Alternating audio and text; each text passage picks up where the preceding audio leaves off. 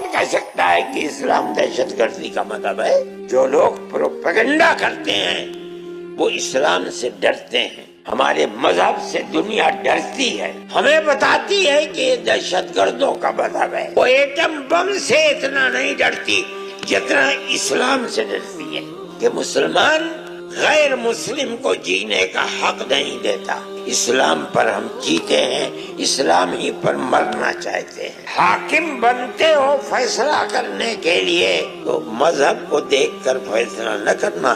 اسلام کی تعلیم ہے اللہ کے غضب اور غصے کو ٹھنڈا کرنے والا ہے. جو تصویر اسلام نے پیش کی ہے وہ محبت اور پیار کی تصویر ہے. کہنا پڑا انہیں کہ ہمارے پاس رکھنے کی جگہ نہیں ہے. یہ آپ کی تصویر ہے، یہ مسلمان کی تصویر ہے، یہ ہماری تصویر ہے.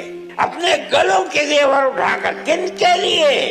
مسلمان کے لیے نہیں، اپنے سکھ بھائیوں کے لیے. مذہب کی بنیاد کے اوپر مسلمان کی مخالفت کرتے ہیں وہ فرقہ پرست طاقتیں جو آج اپنے ہاتھ میں طاقت سمجھ کر جو چاہتے ہیں کر رہے ہیں. اور ہمارا عقیدہ ہے کہ قیامت آنے تک زندہ رہے گی انشاءاللہ.